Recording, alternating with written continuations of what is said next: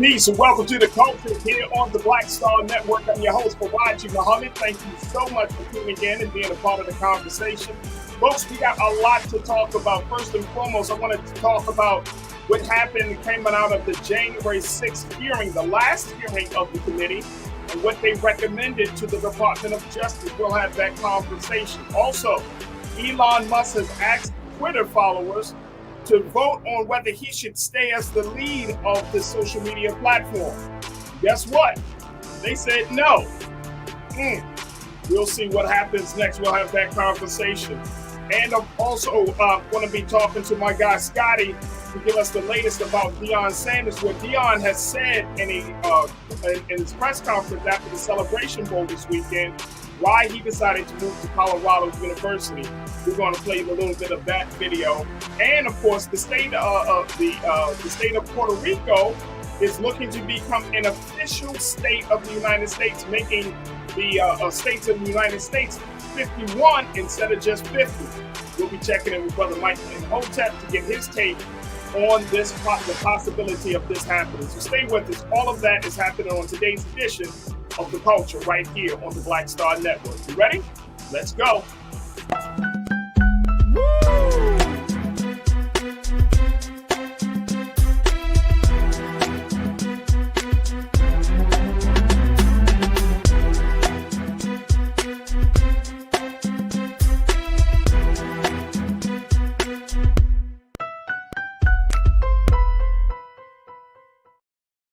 Folks, welcome to The Culture here on the Black Star Network. I'm your host, Faraji Muhammad. Thank you so much for tuning in and being a part of the conversation. I am very, very excited about today's show as we got some great discussions for you lined up. Make sure y'all join us in our chat because we want you to be a part of the online culture crew where you can be a part of the conversation just as much as I'm having it with folks.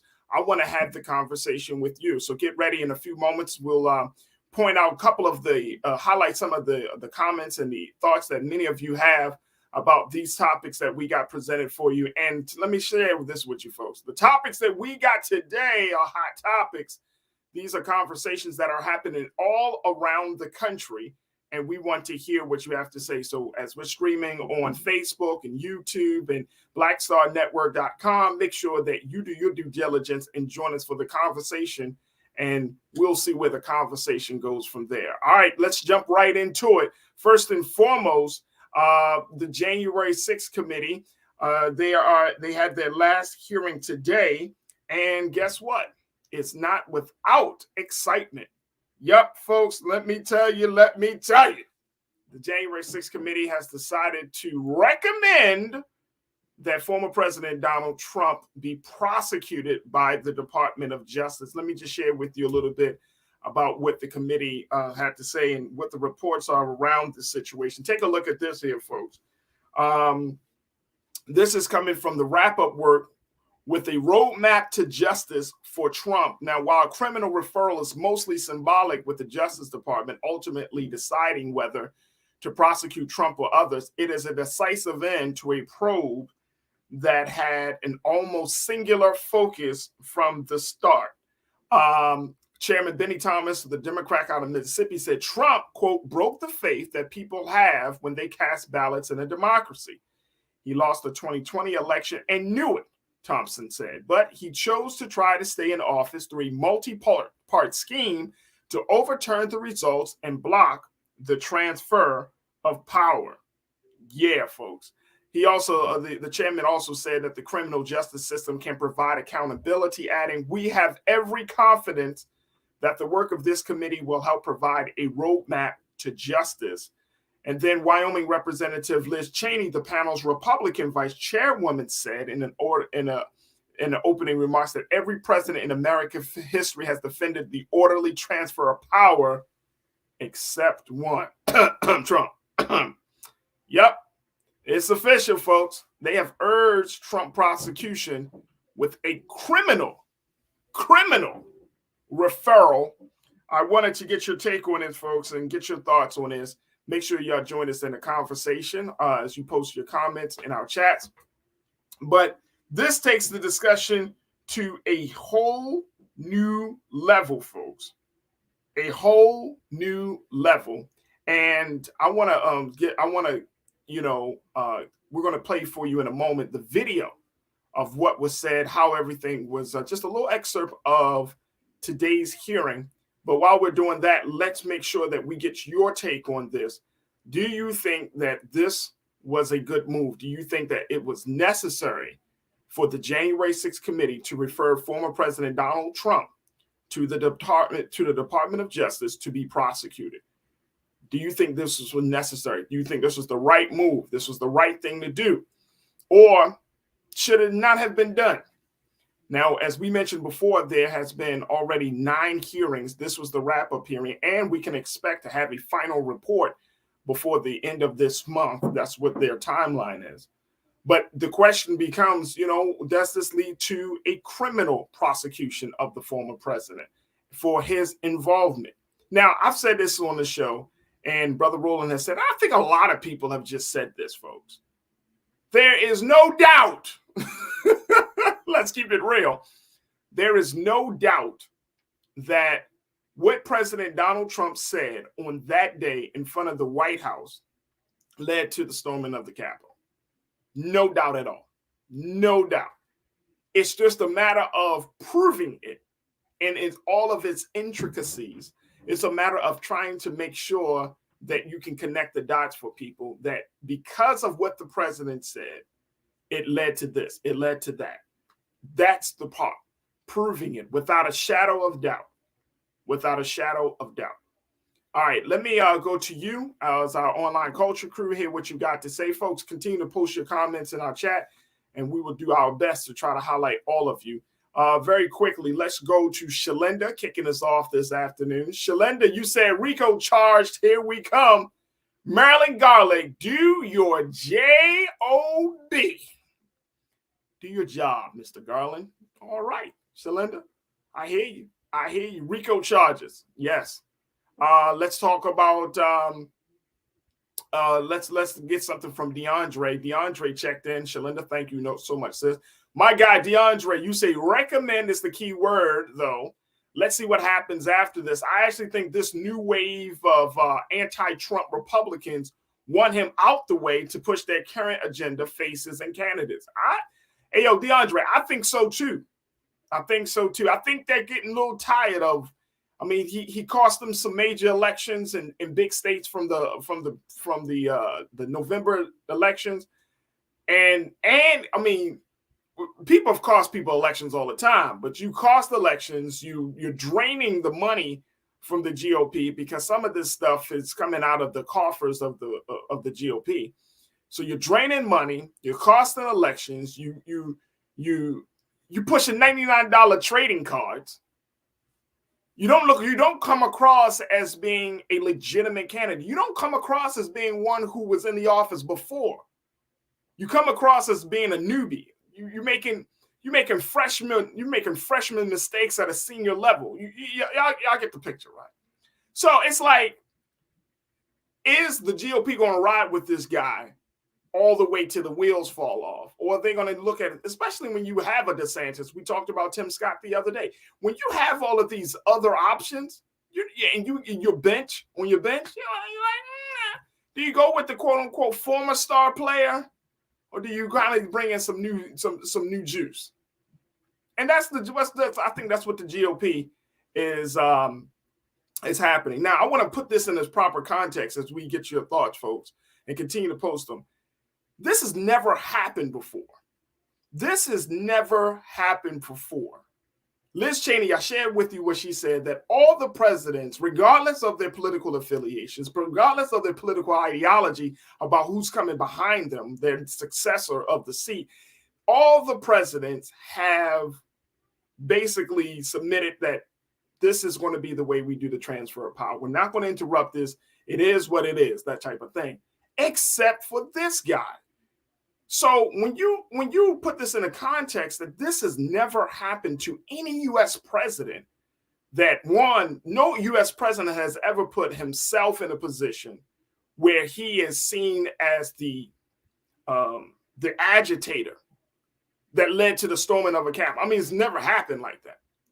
So when you think about just the larger context of what's happening here, it's almost as if the January 6th committee would not do anything, it would be a slap in the face.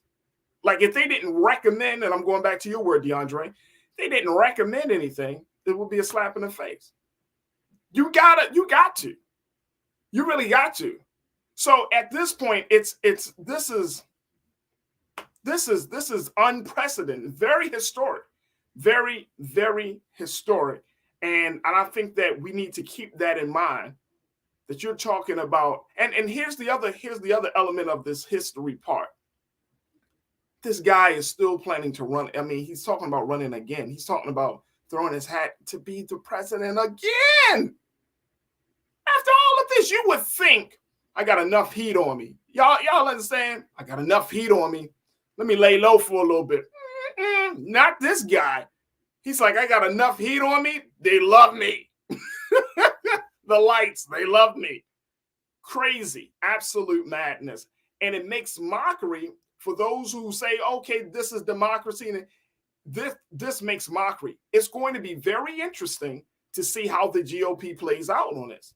Are they going to side with the Democrats, quote unquote, or with this committee, quote unquote, to say, you know what, we need to prosecute this guy? Or are we going to see the voices, the likes of Ted Cruz and Marjorie Taylor Greene and all of them start to, oh, well, this is un-American.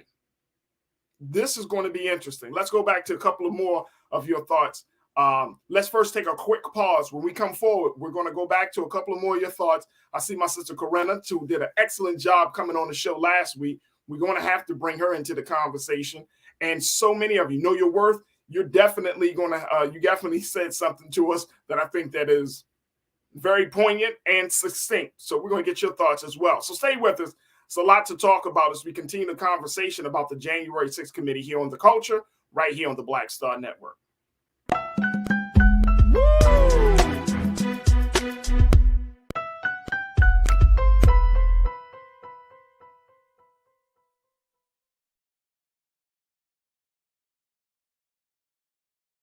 When you talk about blackness and what happens in black culture, we're about covering these things that matter to us, speaking to our issues and concerns. This is a genuine people-powered movement. There's a lot of stuff that we're not getting. You get it, and you spread the word. We wish to plead our own cause. Too long have others spoken for us. We cannot tell our own story if we can't pay for it. This is about covering us. Invest in black-owned media. Your dollars matter. We don't have to keep asking them to cover our stuff. So please support us in what we do, folks. We want to hit 2,000 people, $50 this month, raise $100,000. We're behind 100,000, so we want to hit that. Y'all money makes this possible. Check some money orders. Go to P.O. Box 57196, Washington, D.C. 20037-0196. The Cash App is $RM Unfiltered. PayPal is R Martin Unfiltered. Venmo is RM Unfiltered. Zelle is Roland at RolandSMartin.com. Black Star Network is here. Oh, no punch! I'm real revolutionary right now. Thank you for being the voice of Black America. All momentum we have now, we have to keep this going. The video looks phenomenal. See, there's a difference between Black Star Network and black-owned media and something like CNN. You can't be black-owned media and be scared. It's time to be smart. Bring your eyeballs home. You dig? Hatred on the streets, a horrific scene, a white nationalist rally that descended into deadly violence. White people are losing their damn minds. An angry pro-Trump mob storms the U.S. Capitol. We're about to see the rise of what I call white minority resistance. We have seen white folks in this country who simply cannot tolerate black folks voting. I think what we're seeing is the inevitable result of violent denial. This is part of American history. Every time that people of color have made progress, whether real or symbolic, there has been what Carol Anderson at Emory University calls white rage as a backlash. This is the rise of the Proud Boys and the Boogaloo Boys. America, there's going to be more of this. There's all the Proud Boys, guys. This country is getting increasingly racist in its behaviors and its attitudes because of the fear of white people. The fear that they're taking our jobs, they're taking our resources, they're taking our women. This is white fear.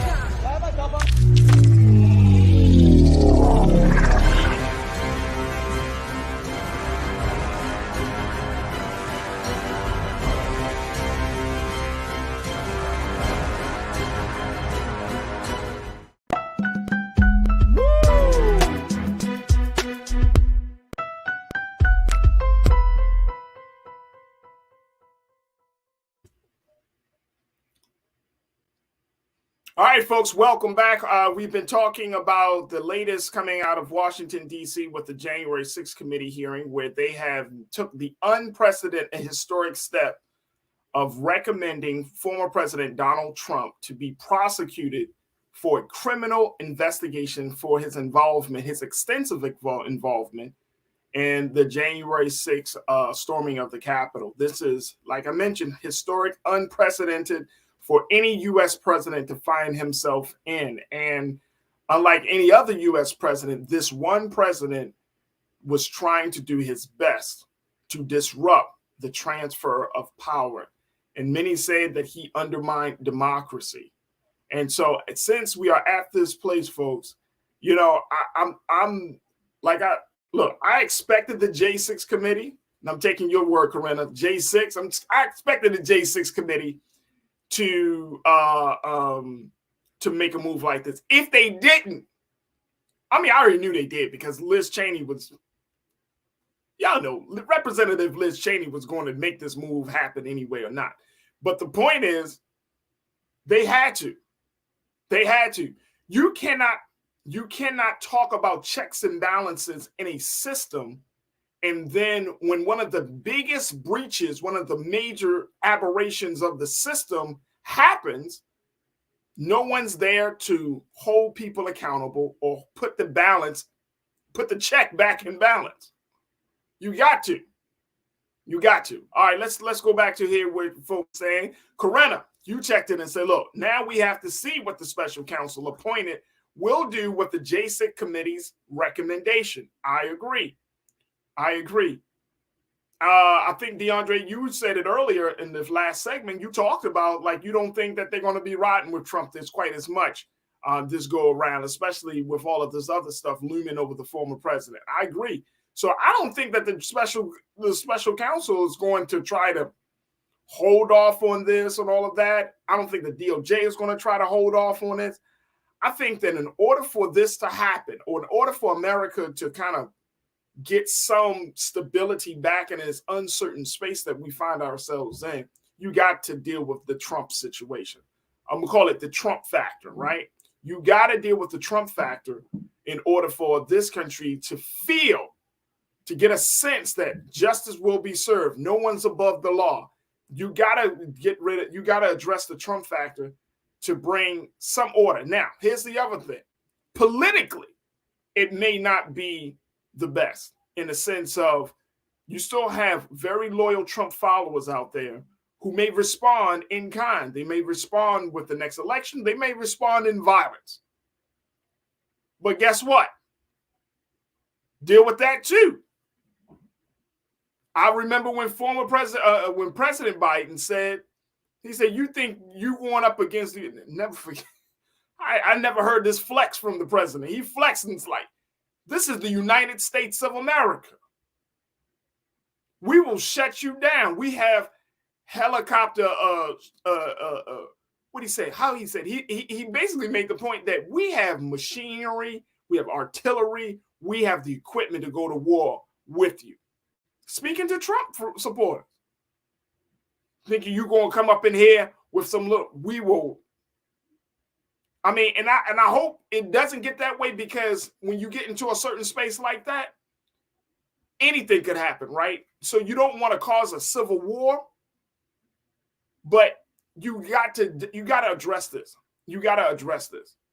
And this is beyond just political party, obviously.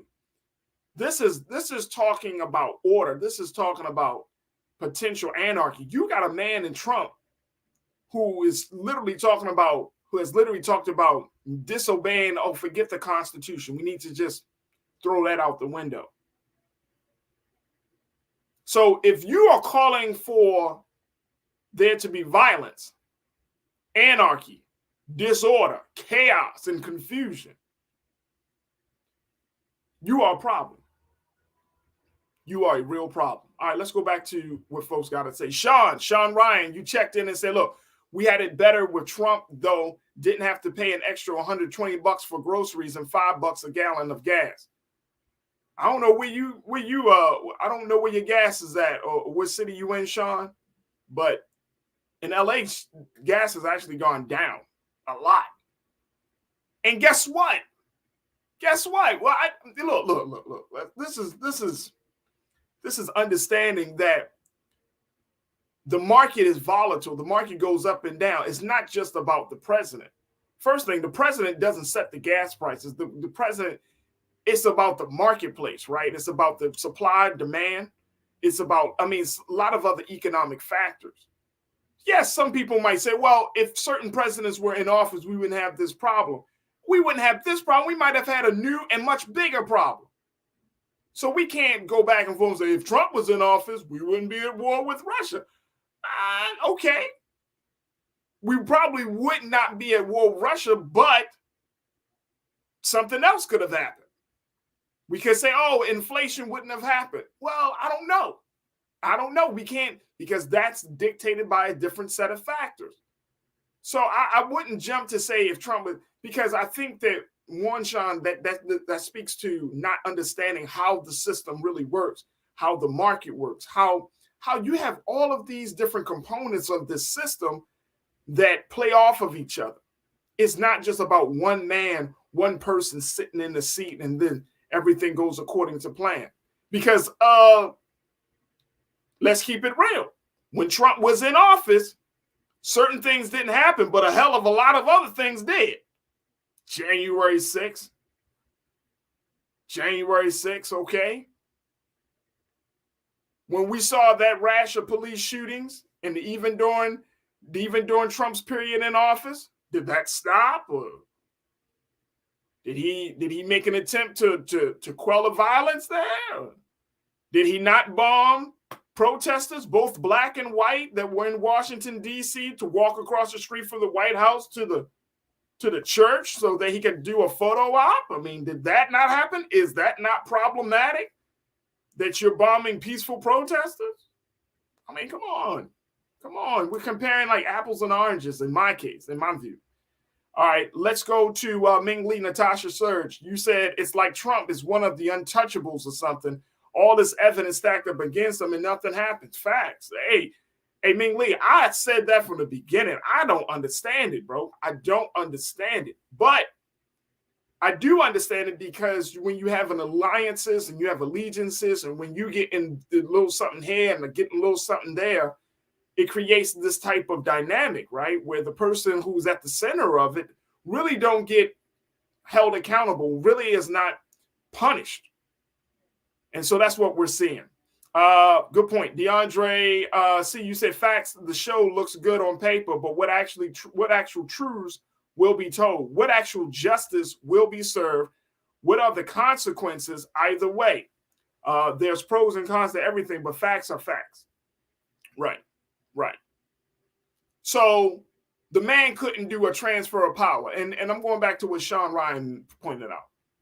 He could not accept losing an election. Therefore, he wants to disrupt the whole situation. He wants to come across as a sore loser. He can't get it. He's not accepting this fact.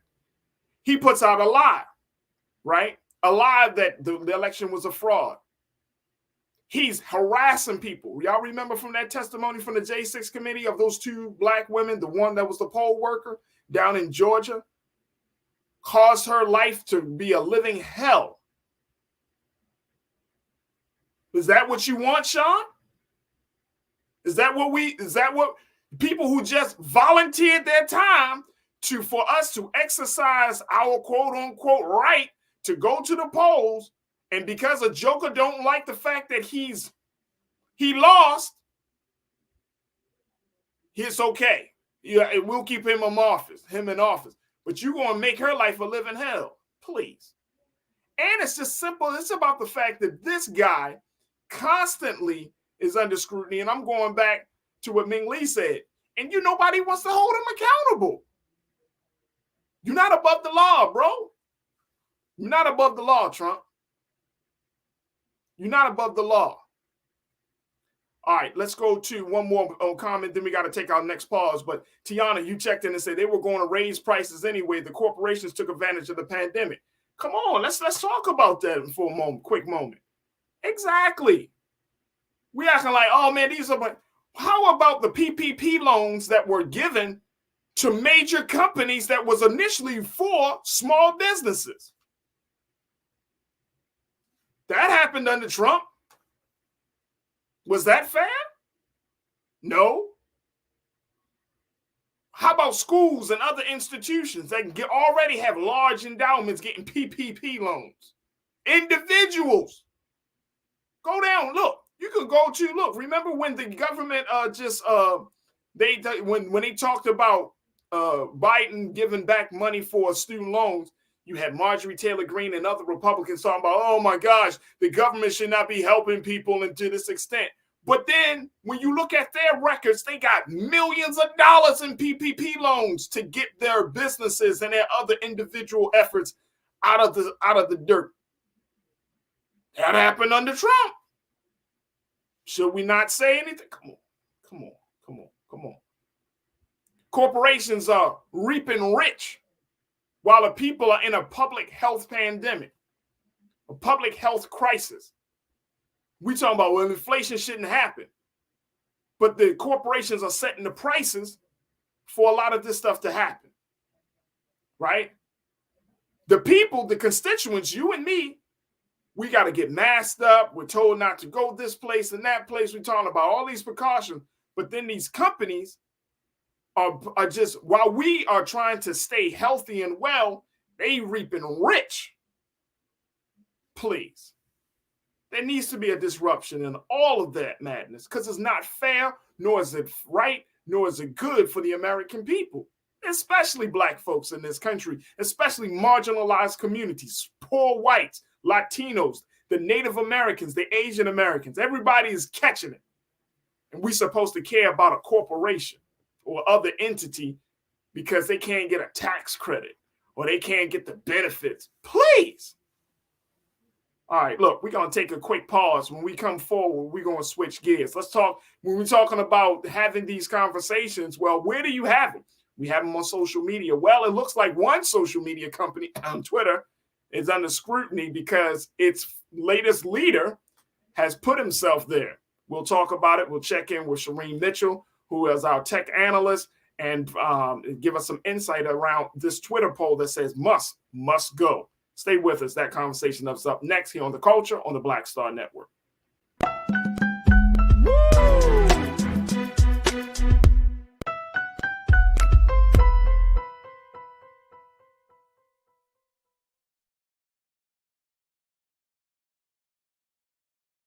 Folks, Black Star Network is here. Oh, no punching! I'm real revolutionary right now. Support this man, Black Media. He makes sure that our stories are told. Thank you for being the voice of Black America, Roland. Stay black. I love y'all. All momentum we have now, we have to keep this going. The video looks phenomenal. See, there's a difference between Black Star Network and Black-owned media and something like CNN. You can't be Black-owned media and be scared. It's time to be smart. Bring your eyeballs home. You dig? Pull up a chair. Take your seat. The Black Tape with me, Dr. Greg Carr, here on the Black Star Network. Every week, we'll take a deeper dive into the world we're living in. Join the conversation only on the Black Star Network. Hi, I'm Dr. Jackie Hood Martin, and I have a question for you. Ever feel as if your life is teetering and the weight and pressure of the world is consistently on your shoulders? Well, let me tell you, living a balanced life isn't easy. Join me each Tuesday on Black Star Network for A Balanced Life with Dr. Jackie. We're all impacted by the culture, whether we know it or not. From politics to music and entertainment, it's a huge part of our lives, and we're going to talk about it every day right here on The Culture with me, Faraji Muhammad, only on the Black Star Network.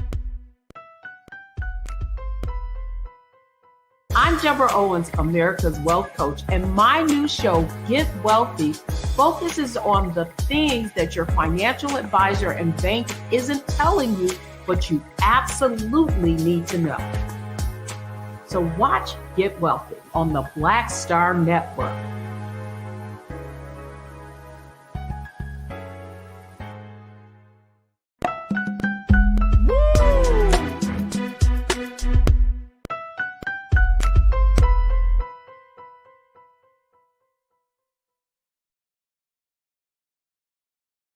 All right, folks, welcome back. We're going to be joined by our tech analyst, Shireen Mitchell, in a few moments, but wanted to bring us up to speed on what is going on with Twitter, as Twitter owner Elon Musk put himself out there, put himself right under the microscope. I'm trying to understand why. Okay, so there's already been a lot of talk about the direction that the social media platform has taken. And so last night, Elon Musk, who is the current leader of Twitter, the current owner of Twitter, he put out a tweet saying, just to kind of rate his progress on turning the social media into a free speech oasis. So he asked Twitter followers, hey, I'm just asking. Let me know if you think I should stay as the leader of Twitter or if I should go. Let me share with you what the Twitter users had to say on this subject. 17 million. Excuse me. Take a look at this here, folks. This is the latest. Musk has said he would abide by the results of the unscientific poll, which began Sunday evening and concluded with 57.5% voting yes, go, 42.5% voting no, stay. Yeah.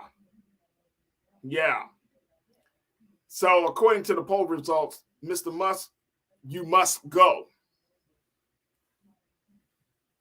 Question is, will he abide by his own poll and his own users? Let's check in with tech analyst Shireen Mitchell to give us her take on this situation. Shireen, good afternoon. How are you feeling this afternoon? I'm doing good. He ain't going nowhere. Let's be honest. Can I ask you a question, Shireen? Yeah. Why would he ask such a question? Because he's expecting to get the public opinion in a way that makes him feel good. And he thought that no matter what happened, no matter what he was doing on the platform, that his followers, the sycophants would say, would win over the number. And now he realizes that that's not true. I honestly believe, really, really in my heart, that booing that happened while he was at Dave Chappelle's show has not left his soul. He is still trying to figure out a way to make it look like that, the people around him are just telling him how great he is and that the rest of the world believes he's great too, when that's not true. And he's learning that, his behavior is just not an acceptable behavior for the rest of us. And he does think that what he's doing is somehow this sort of like neutral ground while being extremely harmful and not realizing who he's harming. And I don't think, in truth, he cares. I just think he cares about who thinks he's doing a good job. And that poll was an example of people saying, you're not doing a good job. So we'll see what happens. You said that poll was an example of people saying, 17 million followers, million votes were cast. Voters. 17 million voters. 17 million people and 57% still told you no. That's not like, 12 people or 100 people in your circle, right? You got millions of people. This is very similar to someone who's a politician who who ends up losing the vote, and they're looking at those numbers to see how much they lost by. That's this example. That means millions of people said no to you. And this, that if he was a politician, energy. he would just. I'm sorry. Go ahead, Shireen. No, I'm just saying that's a completely different energy. If you're out here walking around thinking that people love you and like everything you're doing is amazing and your stuff don't stink, and you get like millions of people going, "Nah, son, we don't like you. We don't like what you're doing." He doesn't he does not understand the difference, which is very clear, between his technical quote unquote know-how and his social prowess. Those two things are not the same. You're not a genius for either of those two things, because you need to be able to manage both. So what you just said to the rest of the world, I claim to be a genius, but I really don't know how people tick. But I'm going to work and own a social platform where people exist and know how to make it work. I mean, it's crazy. Look at this, folks. Here's I can't stop laughing. I'm like, bro, why did you talked your way out the job? Part of me is there's a little part of me, there's a little conspiracy theorist in me, Shireen, that's like, did you want an opening? Did you just, are you finding that you can't take this job as, you know, your skin is real thin on this job, sir. So you just need it out. I think that there's like a combination of things that's probably going on there. Like right. He really, like he knows the sentiment he's getting from people probably on site and how problematic that is. I mean, think about he banned journalists and then he had to bring them back, but he didn't bring them all back, right? Lynette Lopez is one of the women of color journalists that has not been brought back. He's picking and choosing, and he's not realizing that in that picking and choosing, people are realizing you keep saying that you want this thing to be fair, you want this to be balanced. Nothing you're doing is fair and balanced. So how do you think that comes off when your care and concern about you and your family is a priority in comparison to everyone else on this app? Do you know how many people have been doxxed on this app? Do you know how many times people have asked for things to be taken down on this app and none of it has happened? And he could just willy-nilly cut off spaces, cut off journalists, cut off free speech in whatever manner that he feels like because he's the CEO while he screams free speech absolutionists? Yeah. None of that is anything close to a balanced view of even operating this company. But he also thought that he could do all of that and not have any federal interference or any other rules or laws that he had to follow. Anyone who thinks like that is not really the businessman that we are anticipating operates in America the way American laws are supposed to operate. Can we be fair about that? Absolutely. That's a great point. Great point. Tiana checked in and said he didn't want to buy Twitter in the first place. So he didn't want to buy Twitter in the first place until he was made to. So at this point, it just comes across as being an out. Interesting. No, I don't disagree with her too much. Like when the first kind of back and forth happened, he was forced into it because he was about to lose money if he walked away from it because he agreed to a contract. So there's a technical reality to that. Like financially, he was going to lose. I think he's losing way more now than he did before, even trying to take over this company. But even his lawyers were saying, hey, like you don't he had to see the reality of the statements that he was making. I don't think he actually talked to his lawyers before he decided to even try to purchase this and even go into the contract in the first place. Again, not huge business acumen to me if that's like you didn't really want to buy it, but you got forced into it. That's business savvy. That's genius making. Help me understand that because that doesn't make sense to me. Absolutely. When we look at how he has been moving on this platform, where he has created this quote unquote, I would say more of an open door transparency type of policy where he wants to engage and involve users in the decision making of the platform. Because this is what we saw when he talked to, when you just mentioned it, that new policy about doxing folks for speaking up about various things, the journalist situation. Mm-hmm. That policy was deleted less than 24 hours after its introduction. Elon also said going forward that he would poll Twitter users to let them decide on policy changes. I'm wondering, for the social media space, that could be way problematic. It can be gamed. It's really, actually, I think there's a report that came out. I'm forgetting the article, but the person who led Trust and Safety said that the polling process can be gamed in any way. Wow. If you aren't participating in getting rid of the fake accounts, and you're okay with the fake accounts following you because it makes you feel like you're being retweeted and your comments are important in the context, that same gamification can be used in the polling process. So when he says, I'm going to use the polling process, I find it really funny because he's trying to make it look like that this is a democratic process. This is not democratic. Anyone can come up with an account. And I keep reminding people, way back in 2016, when the Russian interference happened, one Russian troll controlled 500 accounts. Wow.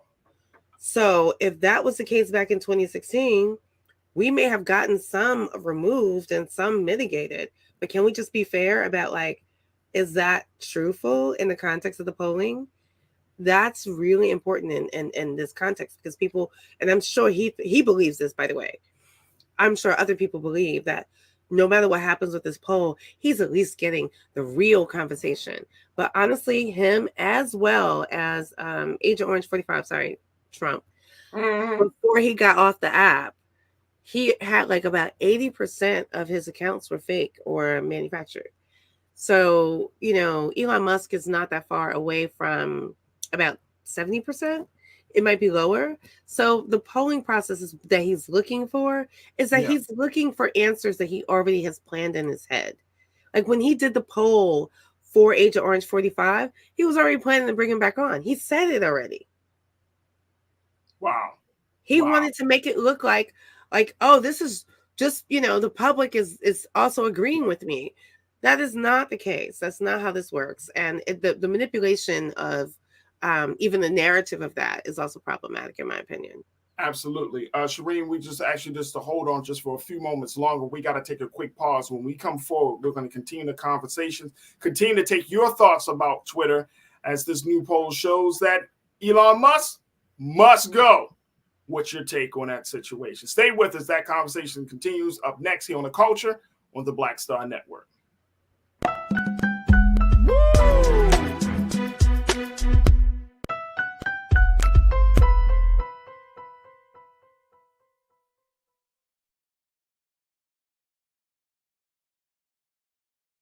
Black Star Network is here.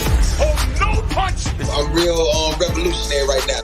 Thank you for being the voice of Black America. All momentum we have now, we have to keep this going. The video looks phenomenal. See, there's a difference between Black Star Network and black-owned media and something like CNN. You can't be black-owned media and be scared. It's time to be smart. Bring your eyeballs home. You dig? When you talk about blackness and what happens in black culture, we're about covering these things that matter to us, speaking to our issues and concerns. This is a genuine people-powered movement. There's a lot of stuff that we're not getting. You get it, and you spread the word. We wish to plead our own cause.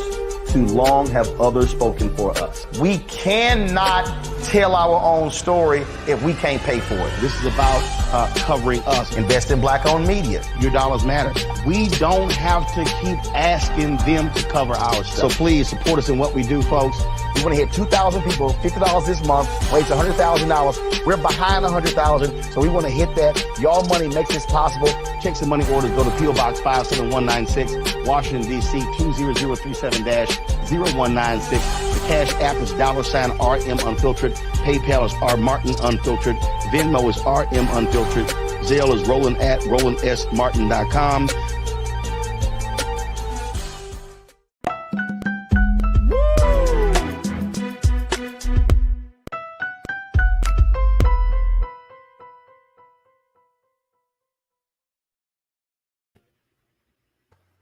All right, folks, welcome back. We are continuing our conversation talking about the fate and future of Elon Musk and Twitter, as a new poll that the president that Elon Musk has actually created. A new poll shows that more Twitter users, take a look, folks, more Twitter users said that Elon Musk must go than those who told him to stay. This is an unofficial poll that he put out there yesterday. He posed a question. And let's show that poll one more time. Let's put it on the full screen, please, Keenan and Ariel. He said, should I step down as head of Twitter? I will abide by the results of this poll. 57.5% have said, yes, go. 42.5% said no. Final results, the poll was voted on by 17.5 million people. What do you do with that? Of course, Elon Musk has not responded. I'm sorry, folks. It's just like, what were you trying to do? I get it. You want to be Mr. Transparency, but this just sounds silly. I want to bring back our tech analyst, Shireen Mitchell. She's the founder of Stop Online Violence Against Women. This is just absolutely, I've never seen this. And you know what? I really do hope, and I don't know where this would fall under, Shireen, and I don't know, I want to get your take on when we're talking about regulation of social media platforms, right? When we're talking about, what government agency would be responsible? Because this is a key example of why there needs to be regulation from the government side and not just the private owned companies. And I get it. Yeah. But here's why I'm saying this, because these platforms have become so powerful and influential in dictating or determining political agenda items, and determining, in some cases, the national election. So why shouldn't we have a real, and I'm talking about a serious conversation about regulation? Which institution, or what agency rather, would be responsible, Shireen, that you think would kind of oversee this? Would this be the Department of Justice? Would this be Homeland Security? Like who would be responsible for that? So there are two things that is being discussed right now. One is the conversation around Section 230, and that's a congressional argument. But honestly, let's just be fair, y'all. There is already a dissent decree from FTC. I haven't seen the outcomes of it, but honestly, I don't think he's even complying to that. You have to remember that the people who quit right around those last couple of weeks, the dissent decree reports were due. I saw email exchange that basically said that the personal lawyer of Elon of Apartheid Clyde literally said that he put people on the plane, put people out in space. The FTC is no big deal to him. He doesn't take any of that seriously. As a matter of fact, if you think about some of the things he does when he's challenging some of the members of Congress on Twitter, he thinks he can use that as a way to garner favor from his audience to challenge those congressional members or those government officials. I find that very interesting tactic, but I don't agree with anyone thinking that that's going to work. But we haven't seen yet the outcomes of whether or not they've actually answered their dissent decree from the FTC. Twitter was already in trouble before he took over. I think that's the part that people forget. Yeah, that's true. That's a very serious offense. So the FTC is literally where it sits. And I just think it's fascinating that people think that private businesses would not have to answer to any of these agencies. That's not true. And it's like a citizen wouldn't have to answer to government. Yes, exactly. It's like, wait a minute, hold up. If you don't pay your taxes, if you do something illegal, the government comes in and responds. And so the concept that he said, well, I'm going to take Twitter private. Here's one of the things I learned about this back and forth that I think is really important that people don't realize. Remember, he was saying he was trying to make Twitter profitable. Right. Some of the things that if you go back, and I swear, everyone, you should follow Lynette Lopez. She's not on Twitter anymore, but please follow her work. She's a reporter on Business Insider. She actually followed this, that one of the things that Twitter was doing was paying their staff through stock options. That means the public trading of Twitter was paying staff. You take Twitter off of the public trade and you make it private. Where's those dollars coming from? Right? Is it just coming from ads now? Because then we're having a separate conversation now, right? We're having a multi-tier, because he thought that he could just bring it down and then control the narrative. But if it's true that Twitter was actually paying staff from stock options, which is because it was being publicly traded, and I think the number at this point is $400 per stock. If that number drops in context, when it was publicly traded, then Twitter was having money problems. So imagine him saying that Twitter was having money problems and then takes it off the stock exchange. So where's the funding coming from now? It brings up an excellent point. You're bringing up an excellent point. And let's continue to go down this road, Shireen, because it goes to show you how much the bottom line on how profitable a situation is that determines whether that situation is good for the American people.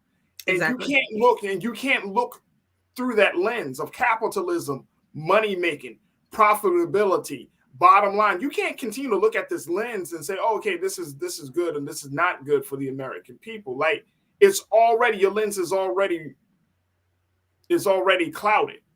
Your view and judgment is already clouded as a result of that. And so, that's the other thing about this is that, you have a major public platform that has access to millions of people's data, personal information, right? That people willingly give up. That's the other point, because we're made to believe that it's all secret. It's all safe and secure. It's right? not.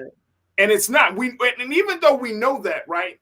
They come out with more stuff to get more information about it. Now, and I'm sure you've been seeing this.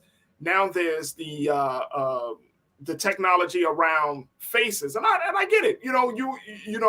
Face imaging, facial recognition, all of those things. Like all of this data that we give willingly, and it's like we're not paying for this. Nobody is charging you a monthly fee to get on social media.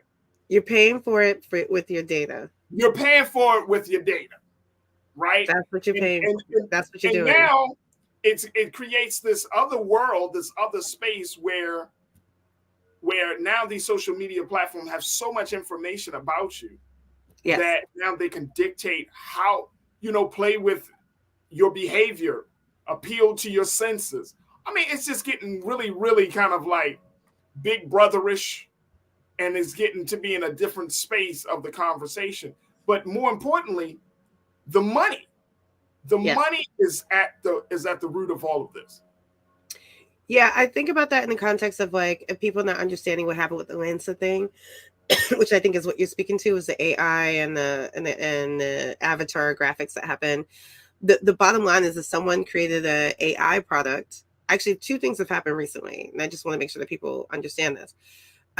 One is the Lancer thing, where the AI basically created all these images of you because you dumped your image, by the way, data collection, adding to the data set, and then pushed out images for you that you would like and maybe not like, but you also pay for it.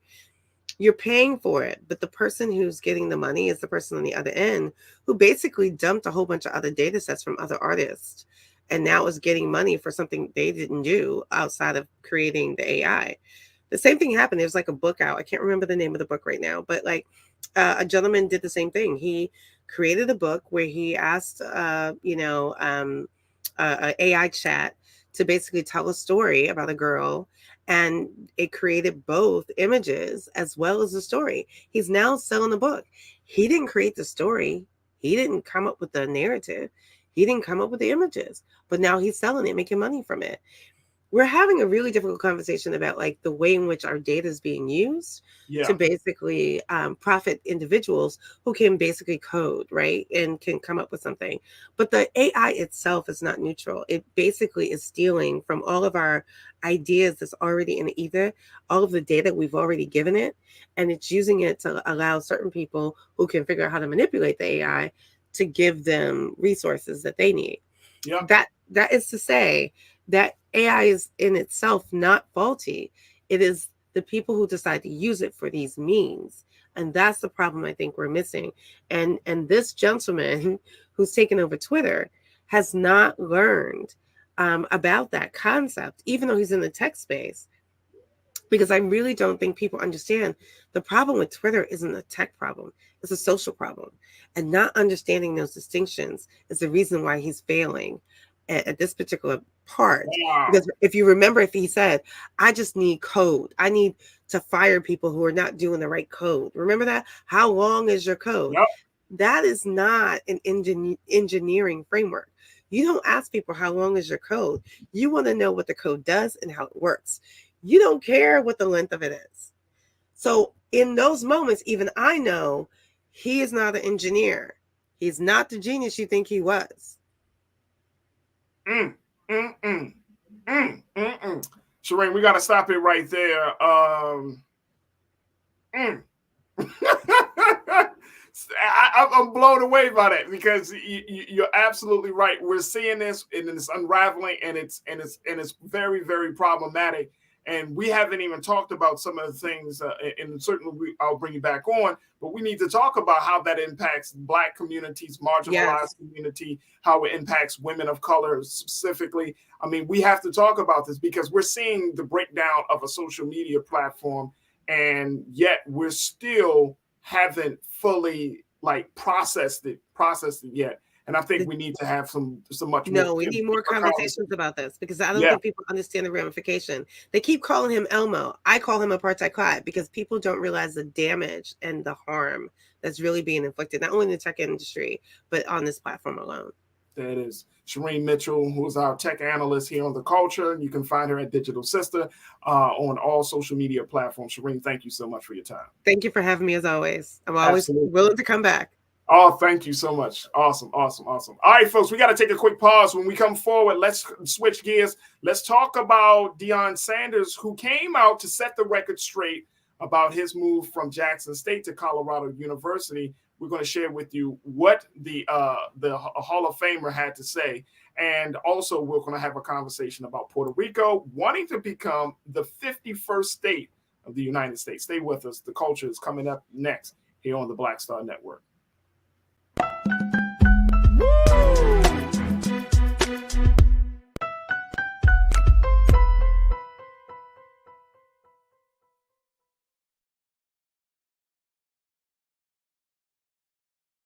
Hatred on the streets, a horrific scene, a white nationalist rally that descended into deadly violence. White people are losing their damn minds.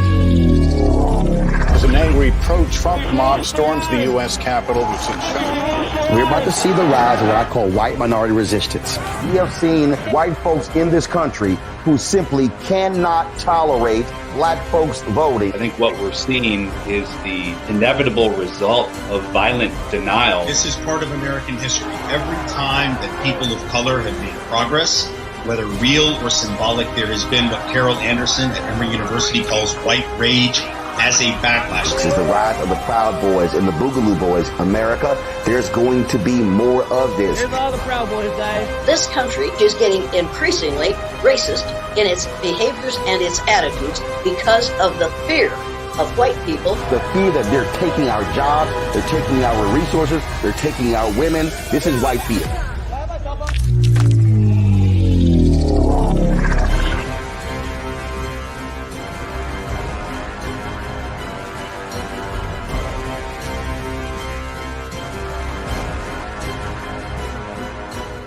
Black Star Network is here.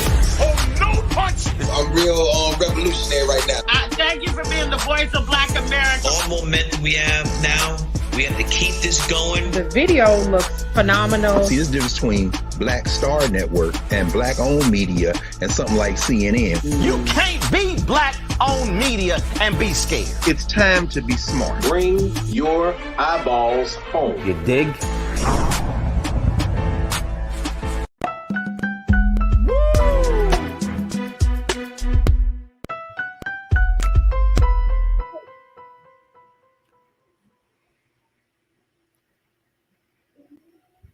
All right, folks, welcome back to the Culture here on the Black Star Network. I'm your host, Faraji Muhammad. Okay, let's shift gears. Now, I wanted to have this conversation about Deion Sanders. We've been talking about the Hall of Famer who turned head coach of JSU, Jackson State University.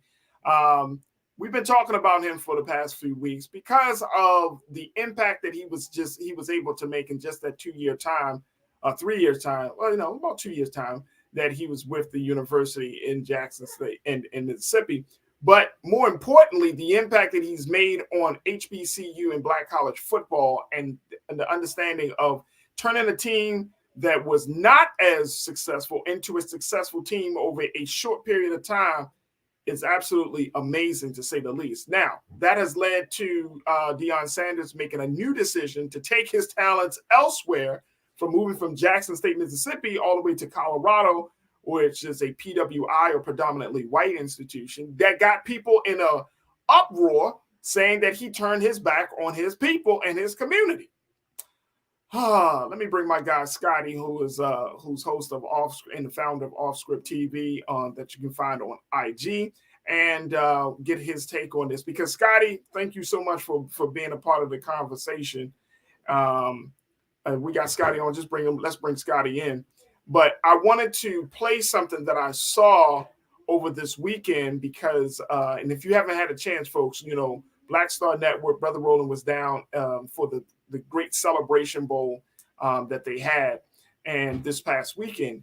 And Coach Deion Sanders, Coach Prime, was the coach for the team.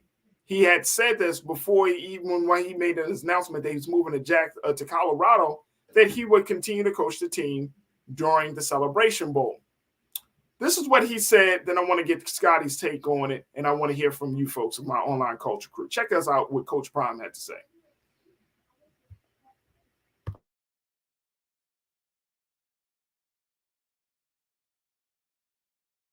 Once did I say they're going to put a tombstone with my name on it at Jackson State, so I wasn't going to die here.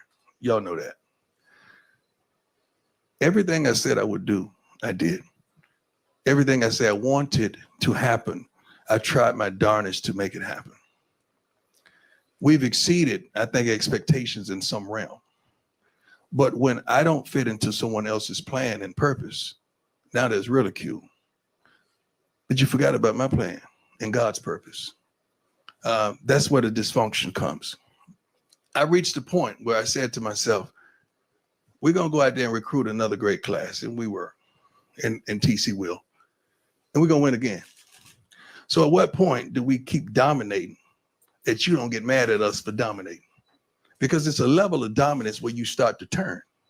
And I felt that. We start to get tension from our own people because you're dominant and you start saying, well, that's Prime. He can recruit that. We ain't got that. We don't have this. We heard that last night. You're 4 and 5 stars. Yeah, because we recruit those and they sign. But it comes a time that's not what it's all about for me.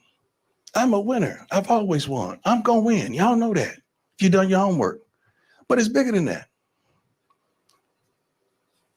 It's about increasing enrollment. It's about the safety of students. It's about going to the next level, not just in football. I would love to go to another conference. Is the rest of the school ready? Is the baseball team ready? Is the basketball teams ready? Or just the football team? So you make it just about football, and it's not just about football to me. It's about our trainers and kids that the fire alarms may go off and not being turned off at 3:15 in the morning. It's about people that may not have the proper safety on a campus that they should. I'm not just talking about Jackson State. I'm talking about everywhere. So the things that I want to accomplish, I can't do it by just being the darn football coach and winning games. I can't do it. And I reached a point where I had a real conversation with the Lord. Now, it's funny how you believe the Lord when he said to come here, but you don't believe me when I tell you the Lord may tell me to do otherwise. It's like my God is talking to you about me. I don't think he works like that. But it's so much more that I can't do because that's not my occupation. I'm a football coach and a darn good one. And name one thing in football that we haven't accomplished that I said we would. But it's bigger than that. And until we address these underlying issues that nobody wants to talk about, ain't nothing gonna change. Football, yes. But what else is gonna change? And I'm a change agent. That's what it's all about to me. Because I'm not just attached to the football players, the equipment persons, the trainers, the academic persons, everybody on campus.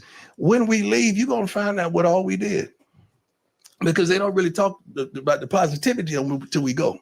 You'll find out what all we did for Jackson State and all we wanted to do for Jackson State. I just pray to God that in all that, get some understanding on change and where change really starts. And it does not start in the football department. God, it was good. That was a moment, wasn't it? Yeah, Coach. Thank you, Sam, for clapping me up.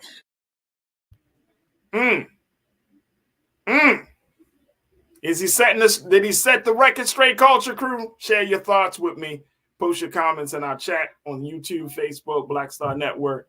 Let's bring my guy Scotty of Off Script TV. Checking in with him. Can we get Scotty on? All right, we don't have, okay, he's not on. All right, let me, I got my brother Michael in Hotep on. Let me get my brother Michael in. Brother Michael. Hey, we got you, man. Here. Faraji? I'm good, brother. How are you? I'm all right, brother. All right, good. What do you make of what Dion had to say? That you know, he did what he set out to do in the football space. Right. He wanted to do more for the university at large.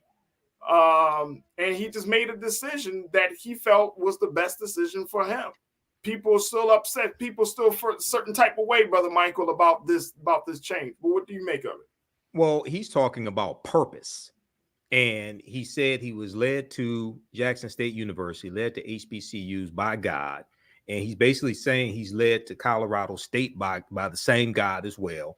And he's talking about purpose, and he's talking about a purpose beyond coaching in football also. Right. And what's interesting is that so many people, and you got people running around doing interviews and castigating him and saying he's a disappointment because he didn't do what they said their purpose was for him. They haven't had a conversation with him.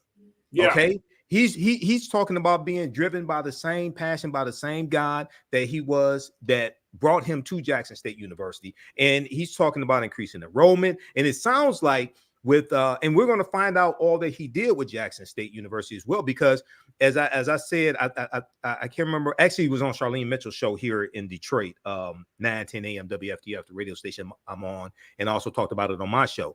There was an article from thegrio.com, I think it was, and I'm trying to pull this up, where he donated half his salary to finish the stadium there at Jackson State University. Okay, that doesn't get talked about. All right, so is much more to Dion than football, and people are trying to just keep him in this little box, and he's saying he's much more than that, and the impact that he's going to have, the impact that he's had on Jackson State University and the impact that he will have on Colorado is much more than football as well. So people are trying to project their own shortcomings onto him. Talking about purpose, let's bring my guy Scotty Off Script TV on.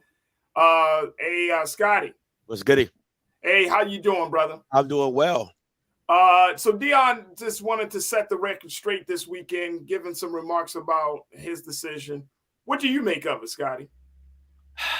Listen, once again, I never blame somebody for doing better for them or trying to upgrade in what their profession is. He's been at the highest of highest as a player. Why would he not expect to try to challenge himself as a coach? The thing about donating his salary to finish, and that's not true. Like, the narrative has been flipped, right? So the project was already done. What Dion added his money to was to things that he wanted added, and that the workforce, that they would add more workforce to get it done faster. So that's really what he added his money to. It wasn't that by August. I think it was like by August of 2022 to get it done by that time. Exactly. Scotty? Yeah. Mm-hmm.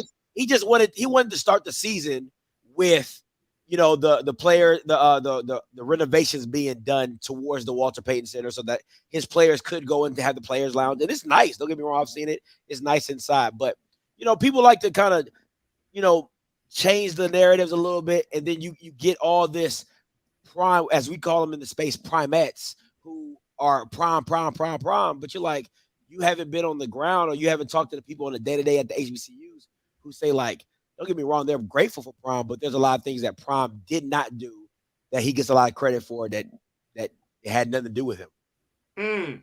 So at this point, I mean, do you feel like the record is being set straight? I mean, his explanation of why he's deciding to make a move and what was going on in his head during that decision, do you feel like it's clear that, or is there still going to be some more controversy around it? It's always going to be some more controversy around it because of the fact of a lot of people are emotional. I said it last time, when you bring God into anything around the Bible Belt, it's going to have a complication to it because, people are going to start challenging you on your rhetoric or when you came. You said God brought you here. You said you were going to do this. You said you was going to change the playing field. You said you was going to level the playing field. You said, you're going to have people come back home.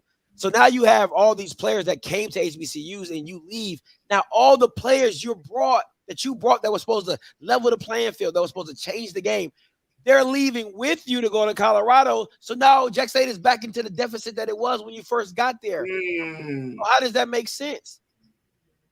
Scotty. Hold on, bro, Michael. I want to get your take on that, what Scotty just said, but we got to take a next pause. When we come forward, we'll continue the conversation with Brother Michael and Hotep. We'll continue it with Scotty of Off Script TV and with you. Post your comments in our chat on Facebook, on YouTube. Let's continue the conversation as Coach Prime attempts to set the record straight about his tenure at JSU and his decision to go to Colorado State. Stay with us. That conversation continues up next here on The Culture on the Black Star Network.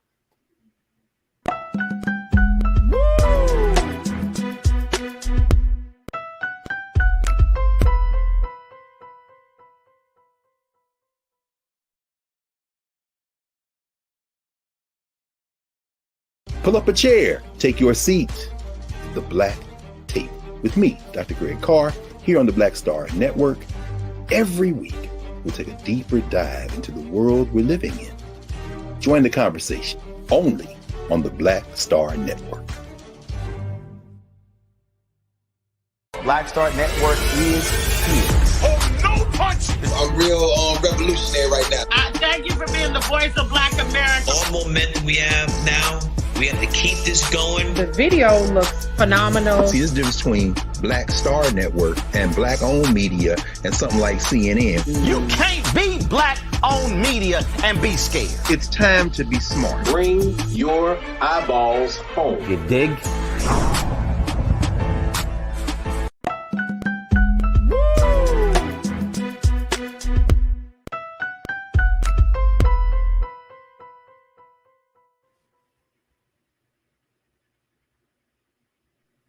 Folks, we've been talking about Coach Prime, Deion Sanders, about some of the remarks that he made at the end of the Celebration Bowl this weekend, where he attempted to set the record straight as to why he decided to make the big move from Jackson State to Colorado State, where a lot of people feel like Coach Prime has turned their back on them. And Scotty, host of Off Script TV on IG, you can check him out. And all of the things that he's covering in the world has been on this conversation, on this story since Coach Prime has made his entrance into the HBCU football world. And then we're also joined by Brother Michael Imhotep of the African History Network podcast. So make sure y'all tune into that as well. But Scotty, you saying that essentially that these students who came to Jackson State was able to get some victories, but now that Coach Prime is moving on to his Colorado State, and they're deciding that, look, I'm going to leave too, putting Jackson State back down in the deficit, even though they have chosen. I mean, JSU is going to still be in a deficit considering they had chose TC already, who a man who has worked under the leadership and the mentorship of Coach Prime. Man, listen, this is the beauty. It's like sad, but it's funny to me because when everything was going down and you had people like, oh, these kids are choosing Jackson State because of the culture, and I kept preaching on my channel, they're there for Prime. Mm-hmm. Travis Hunter was not there.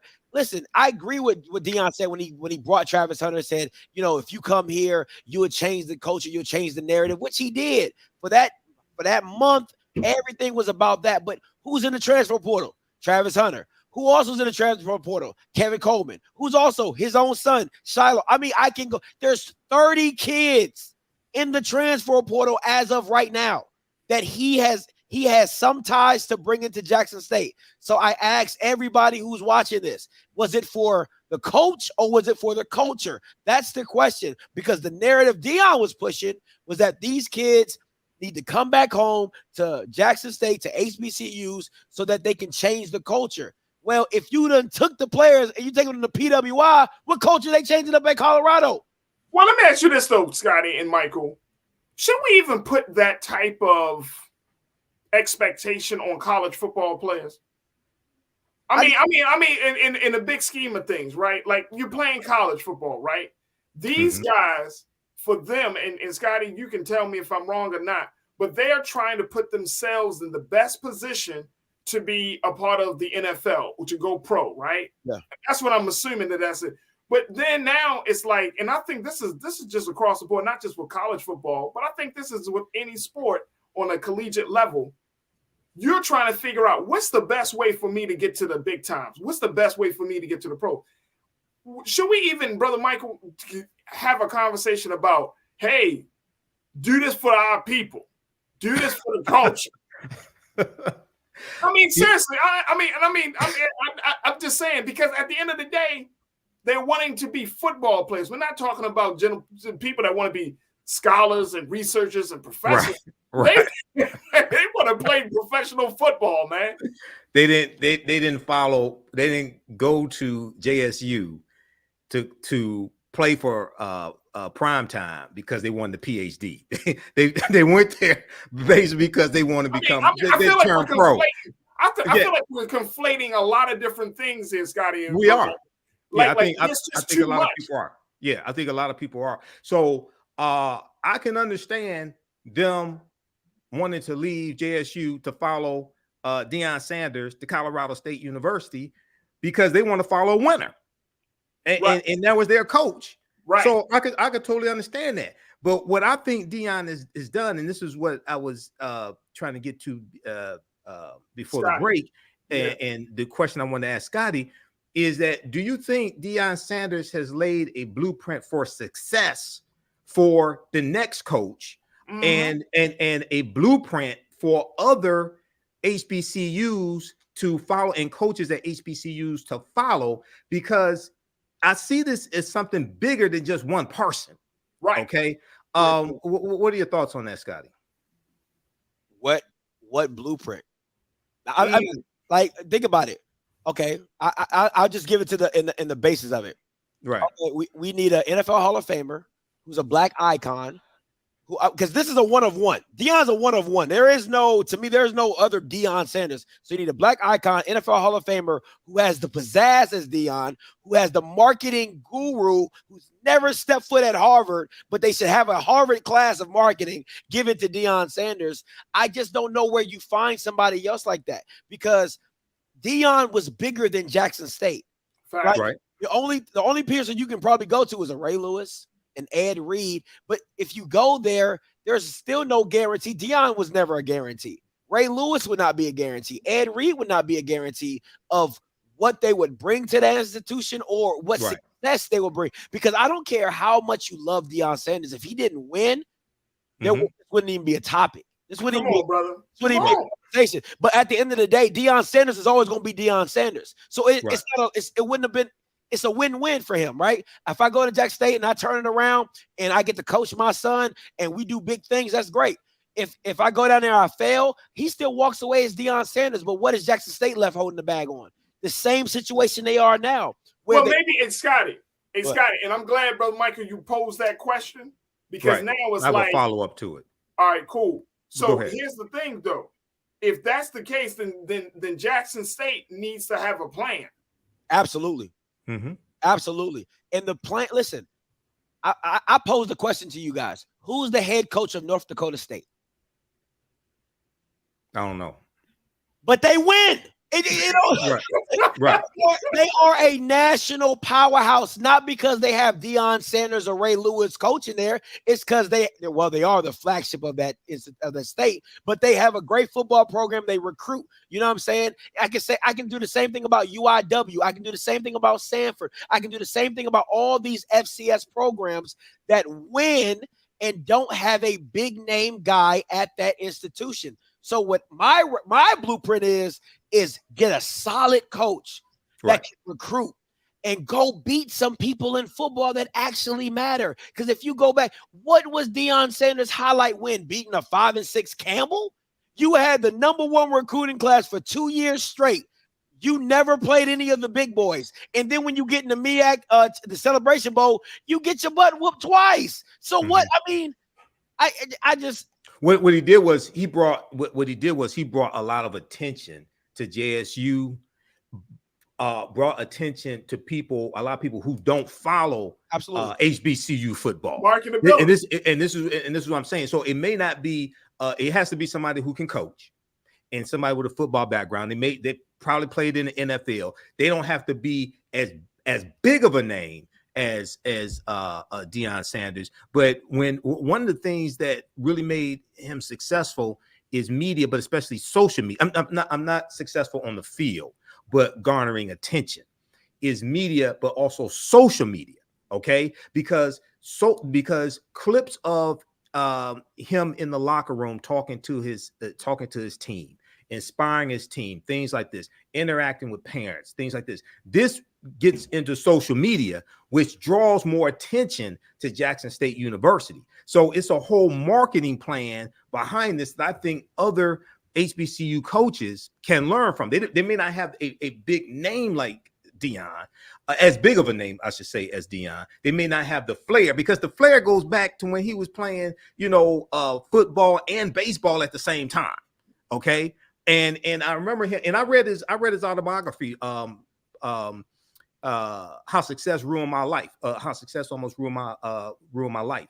And I remember him talking about that the position he played in football was a cornerback, and it's not a position that draws a lot of attention. Okay, so he felt that he had to take on this persona of prime time with the flashy clothes and things like this to draw more attention to him, also, so he can make more money as well. Okay, it's a whole marketing strategy that goes back decades with him. So I think there's, and somebody with a business degree as well in marketing, I think there's a blueprint from the marketing perspective to draw more attention to HBCUs, HBCU football programs, right?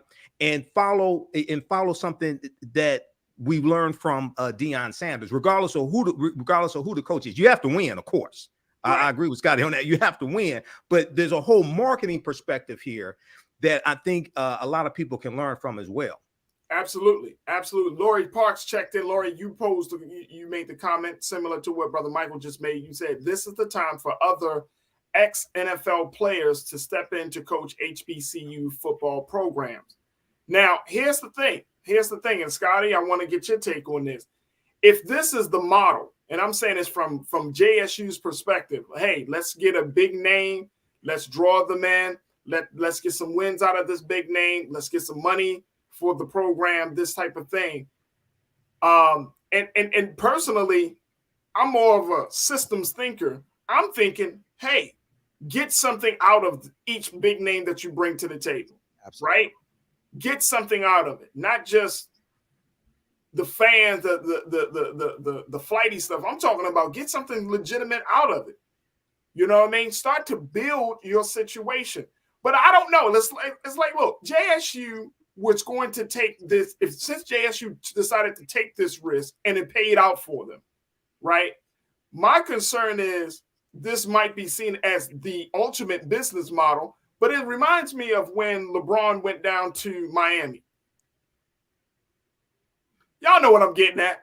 Mm-hmm. It reminds me of that. I'm going to take my talents down in Miami. LeBron goes down to the Heat, play a couple of years, get some flash. Him and Chris Bosh, Dwayne Wade. We're going to be the three amigos down there. And we're going to wreck stuff down in the league. And it's like, we see this in sports all the time. It's not about your name. It's not even about your one person. It's a team. These are team games. I'm a Ravens fan. I'm rocking Ravens now. I don't care how hot Lamar Jackson is that day. If his O-line, his defense, his special teams, if they all fall apart and they lose, can you really say Lamar Jackson won? No. And I think that this is a huge shift to changing the conversation about Black talent, Black skills coming to HBCUs. And look, he's going to do what he's going to do. I think Scotty, and to your point, Brother Michael, Dion is a master marketer. He knows how to bring attention to the situation. But at the end of the day, if JSU did not get something from him in terms of a legitimate blueprint, say, look, man, how can we keep this success going? How can we institutionalize your system? How can we make sure that we are getting the type of recruits? How can we make sure that HBCUs get money outside of the football program for the other stuff that you care about? Are they even having those conversations? Hey, look, I know you're going to Colorado, Dion, but are you still going to help us to be an advocate, an ambassador for JSU and HBCU? I mean, you got to get something from the deal, man. Absolutely. And you have to lay a blueprint. I mean, this is one of the reasons why, you had the Southern Christian Leadership Conference, SCLC, that relied upon charismatic leadership. Where somebody like an Ella Baker was talking about, no, you need to get away from charismatic leadership, and the leadership needs to be decentralized, and it has to be more about the people as opposed to one charismatic leader. Okay. So we see this type of debate or this type of ideology clashing. We've seen this historically. Okay. And for HBCUs, HBCU football to really be successful, it has to be beyond one person. It has to be beyond one personality. Okay. And you've got to have a blueprint, a program for you to operate based upon when that person goes on to the next mission. Does your program just go up and just go poof in the air? You have to be able to continue.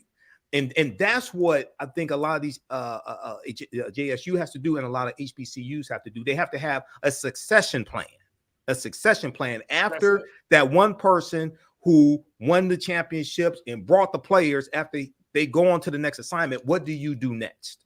Absolutely. Hey, Scotty, we got like 30 seconds, a little bit less than 30 seconds. What do we make of this now? All right. What do we take from this? All right. I'm going to go with Michael's, and I'm going to try to wrap this up in 30 seconds. What's so hard about the blueprint or asking to have a blueprint is you can't control kids. You can't control kids that are able to jump in the transfer portal and go whatever they see fit or follow a coach. So that is hard. Well, trying to promote TC Taylor, that was a retention plan. They were hoping that when we elevate TC Taylor, he knows these players, he'll stay home. The blueprint for me is where Michael touched on, is social media. Social media has to be the forefront of a lot of HBCUs. There's too much culture changing at HBCUs that are not put on the forefront of social media. Most of these dance moves go viral from HBCUs and things like that. Coaches have to be open to it because a lot of coaches are stubborn. They got to be open to it. The heads of these institutions have to be open to it. And the ADs and SIDs have to use the workforce on campus to use towards their social media, i.e. the kids that are going in your class that are doing social media every single day should also be running it, have oversight what they should be running it. I shouldn't have a 40-year-old man or 50-year-old man as an SID or AD trying to do TikTok. That don't even make sense. So it's little things like that that needs to be put in place, but social media needs to be huge. The accepting of social media needs to be huge, and more media presence by these black head coaches. You're a different culture. Be different. Stop trying to be PWI. Stop trying to do that. That's not your lane. If you talk a little trash at conferences and things like that, be yourself. And that will come off as natural, and that will be more impactful to people. There it is. My guy, Scotty, host of Off Script TV on IG. Scotty, thank you so much, brother, for being our sports analyst here on The Culture. Truly appreciate you. Appreciate you. Absolutely. All right, folks, we got to take a quick pause. When we come forward, let's talk about the fate of Puerto Rico as they're looking to become the 51st state. We check in with Michael Lynn Hotep to get his take on this. Stay with us. It's The Culture here on the Black Star Network.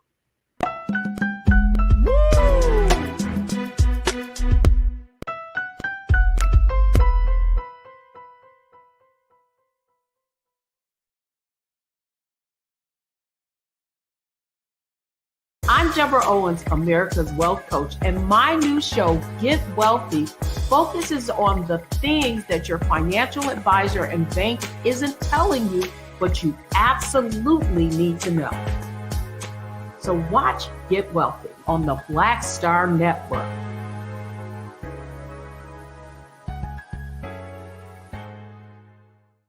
Black Star Network is here. Oh, no punch! I'm real revolutionary right now.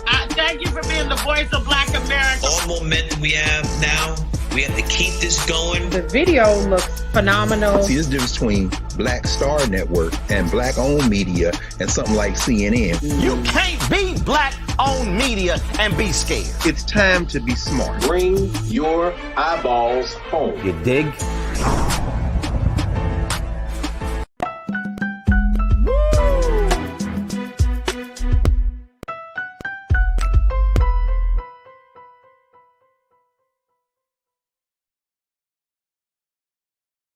All right, folks, for our final conversation today on The Culture, we wanted to talk about the possibility of Puerto Rico possibly becoming the 51st state of the United States of America. Let me share with you what the vote has been coming out of the House of Representatives. Take a look at this, folks, that they passed the bill. The U.S. House passed the bill on Thursday of last week that would allow Puerto Rico to hold the first ever binding referendum on whether to become a state or gain some sort of independence in a last-ditch effort that stands little chance of passing the Senate. The bill, which passed 233 to 191 with some Republican support, would offer voters in the U.S. territory three options: statehood, independence, or independence with free association. According to Representative Paul Grijalva, of the Democrat out of Arizona, he said, "It is crucial to me that any proposal in Congress to decolonize Puerto Rico be informed and led by Puerto Ricans." He serves as the chairman of the House Natural Resources Committee, which oversees affairs in U.S. territories. It also was saying in that same piece, folks, that the proposal would commit Congress to accept Puerto Rico into the United States as the 51st state if voters on the island approved it. Voters also could choose outright independence or independence with free association, whose terms would be defined following negotiation over foreign affairs, U.S. citizenship, and use of the U.S. dollar. This has not been an easy fight. We still have work to do. Our quest to decolonize Puerto Rico is a civil rights issue. Man, there's the headline, folks, that the House approved this referendum to decolonize Puerto Rico and possibly making it the 51st state. Now it goes to the Senate. Brother Michael and Hotep, host of the African History Network podcast show. Let's talk about this. How significant is this, Brother Michael? Is this something that we need to really keep our eyes on?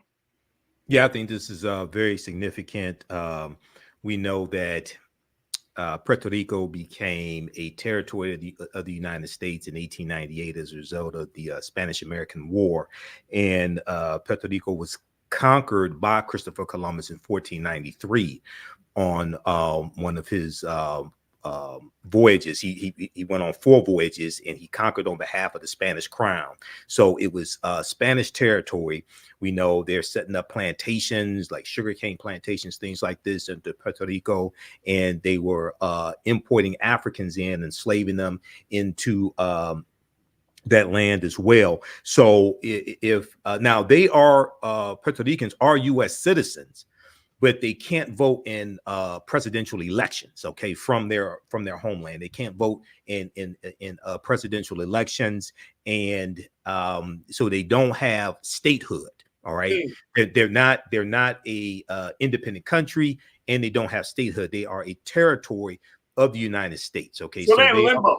They're in limbo, and they're victims of colonialism by Spain and the U.S. All right. So if they became the 51st state, they would the way they vote, they lean more Democratic than Republican, generally speaking, and they would have 2 U.S. senators. Okay, they would have at least the population is 3.2 million. Okay, so they would have at least 1 seat in the House of Representatives. Okay, and they would have 2 U.S. senators. So that can make a huge difference when it comes to voting on bills and breaking a filibuster and changing the filibuster rules if Puerto Rico becomes the 51st state. Okay, so it's up to them how they vote. Is up to those who live on the island how they vote. But if they become the 51st state, this is a game changer. Okay, this is a game changer in getting bills passed and breaking the filibuster. But also, this would come into play when you deal with the Electoral College as well, right? Because they would have at least 3 Electoral College votes associated with Puerto Rico. I'm not sure if they would have more than 1 seat in the House of Representatives, but they would have at least 1 seat in the House of Representatives. Okay, so you would have at least 3 Electoral College votes, because you take the number of seats in the House of Representatives a state has, and you add to that the number of U.S. senators a state has. Every state has 2 U.S. senators based upon the U.S. Constitution, so they would have at least 3 Electoral College votes. So this is huge right here. This is really, really big, and I'm glad that you brought up that point, Brother Michael, about how many representatives they would be allotted and allocated. And I'm also thinking about that the Democrats still have a slight edge in the Senate because of Raphael Warnock winning that seat back. So that's a huge difference. Yeah. I'm about to say this could. So you're literally talking about adding more seats to Congress. Yes. Which would require a whole nother process. Right. Because the last time when was the last time that we actually added the state? When was the last state added to? There may have been like Alaska and Hawaii. Yeah. Something like that. I think it was Alaska and Hawaii. The last time that happened, but this would tilt the balance of power. And this would make a huge difference, and this would tilt the balance of power when it comes to presidential elections also. So instead of 200 needing 270 votes, I think you would need 272 or 2. What would happen is if they had 1 House vote, if they had 1 seat in the House of Representatives, it would go from 435 seats in the House to 436. And it would go to either 271 or 272 that you would need to clinch the presidency. So, and this would make this could tilt the balance of power, because see, New York lost a Electoral College vote because of the 2020 census. Okay, if 89 more people had responded to the census, New York would have kept their 1 House seat. And they would not have lost Electoral College vote. Here in the state of Michigan, we lost an Electoral College vote, and we lost a House seat. So we went from 16 Electoral College votes down to 15, and we lost the we had a merger of like the 14th and 13th congressional district here. So we lost a house seat here in the state of Michigan as well. So this could really make a big difference, especially if you have a close presidential election, right, where you have where it's very close with the electoral college votes. Right. And here's the other implication that I'm thinking about, Brother Michael. And folks, I want you to join us in this conversation as we're talking about the possibility of Puerto Rico becoming the 51st state. Do you think that this would be good? Do you think that this will work for the United States? Share your thoughts on our chat on YouTube and Facebook. Here's what the thought that I was thinking, and I may be way off with this, but I'm just thinking that if you have Puerto Ricans, and we have to look at the numbers, because I don't know them off the top of my head, but if we looked at the numbers and found that Puerto Ricans are inclined to Republican policies versus Democratic policies, but it's Democrats who are pushing forward and making this happen.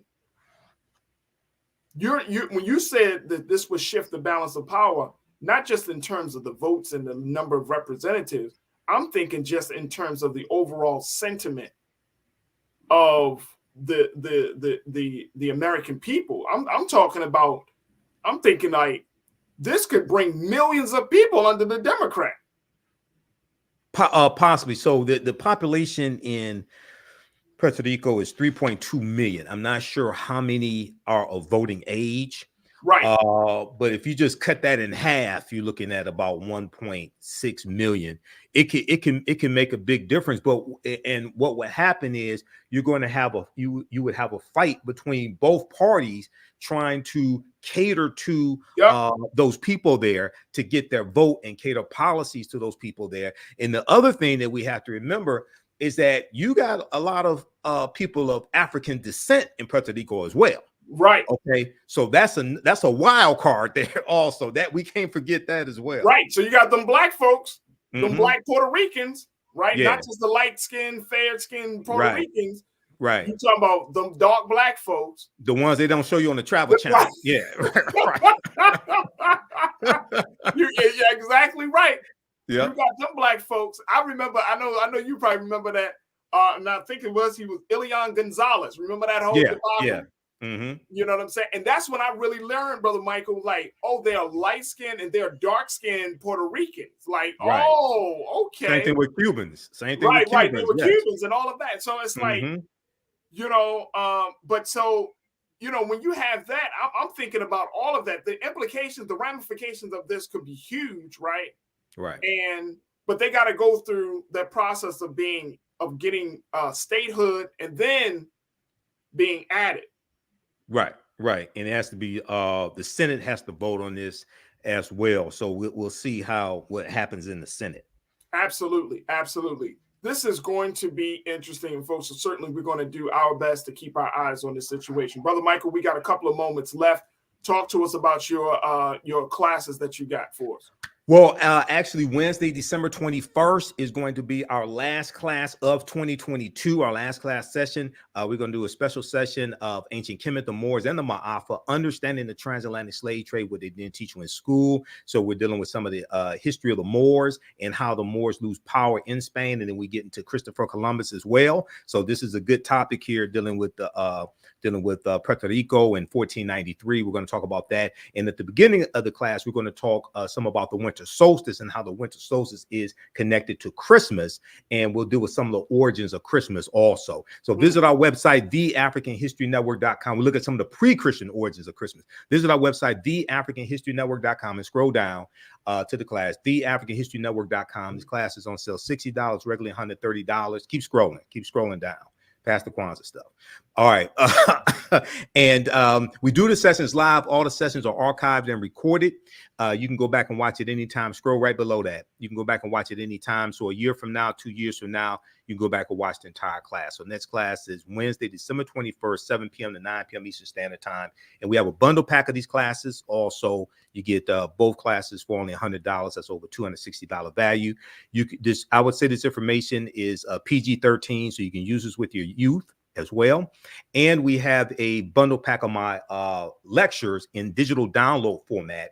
You get 15 of my lectures for only $50. That's African History Awakens the African Mind to Mental Death. It makes a great gift. Visit theafricanhistorynetwork.com, theafricanhistorynetwork.com. There it is, Brother Michael and Hotep. Always a pleasure. And thank you so much, brother, for. Oh, thanks, Raji. Absolutely. Yeah. Absolutely. All right, happy holidays and happy Kwanzaa to everybody. Absolutely. Thank you so much, dear brother. Folks, that's going to do it for us today. I thank each and every one of you. I thank my fantastic guest, Shireen Mitchell, checking in.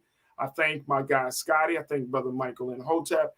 And I want to thank all of you for tuning in. My online culture crew, continue to build, continue to have the conversations. Folks, this is what we're talking about. Make sure y'all go to Black Star Network, do your due diligence to support us, continue to support us as we are putting out the word, as we are talking about the conference, having the conversations, and most importantly, telling our story. Make sure you go to Black Star Network, support us financially and other ways, but we need your help to make this media a movement. Thank you so much for doing so. Thank you to my shout out to my big team. I want to thank all of them for doing a fantastic job for today's show. Also follow me on social media at The Real Faraji and Twitter. All this week, we're going to be having some dynamic guests and some great voices. And it's going to be a short week because of the holiday. So, you know, on Friday, we will not be doing a live show, but for the rest of the week, we will be giving you live shows. So thank you so much for your support. Stay tuned. Up next is Roland Martin Unfiltered. As always, never be afraid to challenge what's wrong. Stand for what's right while being yourself in the process. God willing, we'll talk tomorrow for another exciting edition of The Culture right here on the Black Star Network. Peace.